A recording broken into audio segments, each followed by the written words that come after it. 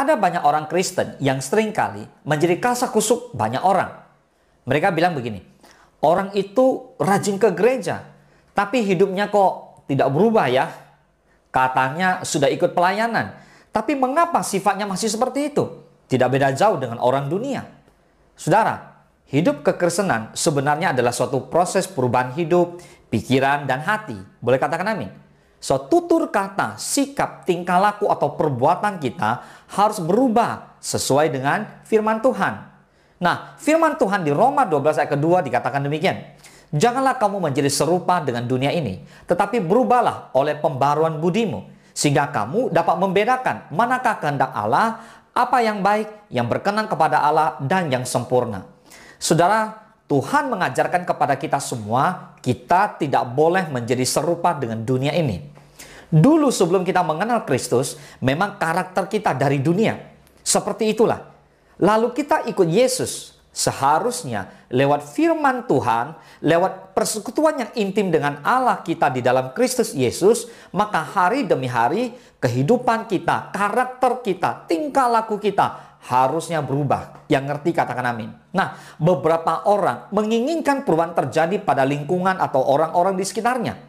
Ada orang yang menginginkan agar seseorang itu berubah seperti yang dikehendakinya. Seorang suami sangat ingin istrinya berubah. Seorang istri ingin pula suaminya yang berubah. Orang tua ingin anak-anaknya berubah. Atau kita juga ingin teman kita, tetangga kita, bahkan mertua kita, atau orang lain di sekitar kita berubah seperti yang kita inginkan. Namun dalam kenyataannya, hal tersebut tidak mudah untuk terjadi. Saya bagikan satu kisah tentang seorang istri yang memiliki seorang suami yang berperilaku kasar. Ingin sekali suaminya dapat berubah. Dan ia telah berdoa untuk itu selama 2 tahun. Melalui doanya kepada Tuhan, ia memaksa Tuhan untuk mengubah suaminya. Tetapi istri ini belum juga melihat ada perubahan pada suaminya. Sampai suatu ketika ia sadar setelah ditegur lewat satu firman Tuhan. 1 Petrus 3 ayat pertama dan kedua. Demikian juga kamu hai istri-istri, tunduklah kepada suamimu, supaya jika ada di antara mereka yang tidak taat kepada firman, mereka juga tanpa perkataan dimenangkan oleh kelakuan istrinya. Jika mereka melihat bagaimana murni dan salehnya hidup istri mereka itu. Jadi saudara, lewat pergaulan kita dengan firman Tuhan, maka kita mengalami yang namanya pembaharuan budi, pembaharuan karakter, pembaharuan sikap. Lihat, lewat ayat ini, Petrus memberitahukan bahwa seorang istri harus memiliki sikap yang dapat menuntun suaminya hidup dalam kasih Allah. Yaitu dengan cara istri harus menghargai suaminya, tunduk kepada suaminya, dan mengakui kepemimpinan suaminya sebagai seorang kepala dalam keluarga. Nah, ketika suami melihat perubahan pada istrinya itu, maka tanpa perkataan istrinya pun suaminya dapat dimenangkan. Dimenangkan artinya memiliki kehidupan di dalam firman Allah. Akhirnya suaminya pun bertobat dan berubah. Katakan amin. So, kita mungkin pernah menjumpai dalam kehidupan kita sehari-hari, ada orang mengatakan demikian, dari sananya saya sudah begini. Saya ini tidak mau ada orang yang turut campur dalam kehidupan saya. Saudara, anggapan atau pendapat seperti ini adalah keliru. Pada kenyataannya adalah bahwa tidak ada manusia yang sempurna, sehingga ia tidak perlu lagi berubah. Saudara, Allah telah menciptakan manusia dari semula dengan rencana yang sempurna sebenarnya. Lihat, di Kejadian 1:26a, berfirmanlah Allah, baiklah kita menjadikan manusia menurut gambar dan rupa kita. Bayangkan, Allah menciptakan manusia segambar dan serupa dengannya.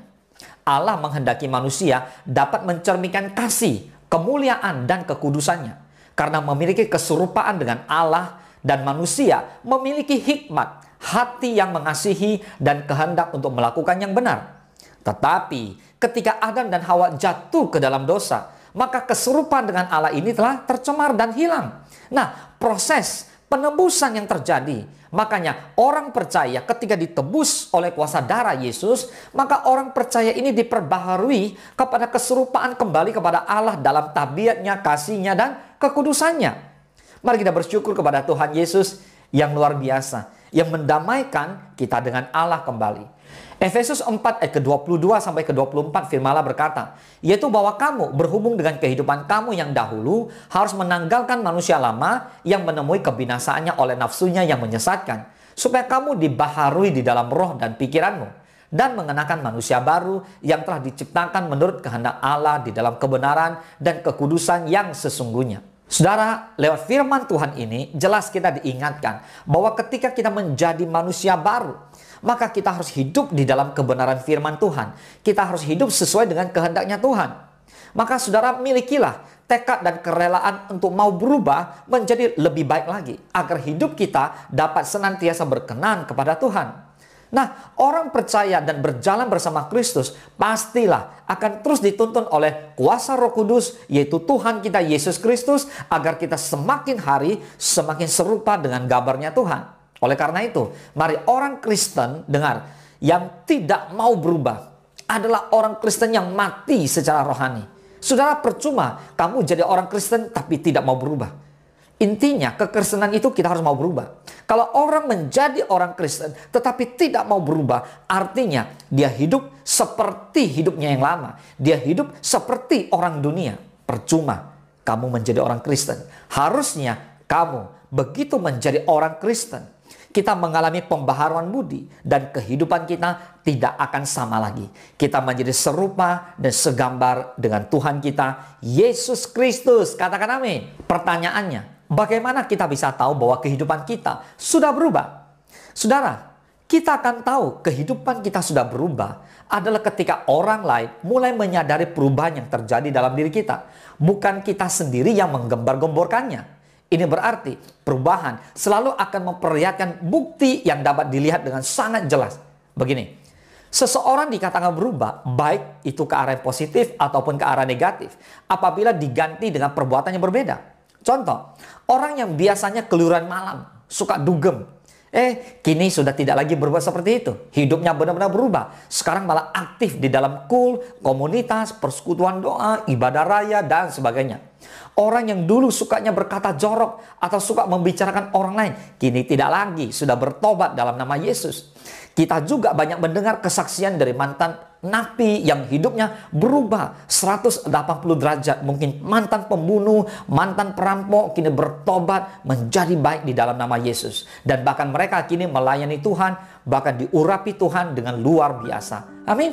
Ayo saudara, berubahlah. Katakan amin. Perubahan itu perlu bukti nyata dan bukan hanya melalui perkataan kita. Sampai orang lain bisa mempercayai dan menerima itu sebagai sebuah perubahan. Jadi orang Kristen dikatakan hidupnya sudah berubah apabila ada bukti lahiriah yang dapat dilihat oleh orang lain dengan jelas. Sehingga menjadi kesaksian yang baik bagi mereka. Dan inilah perubahan hidup yang sesungguhnya. Boleh katakan amin.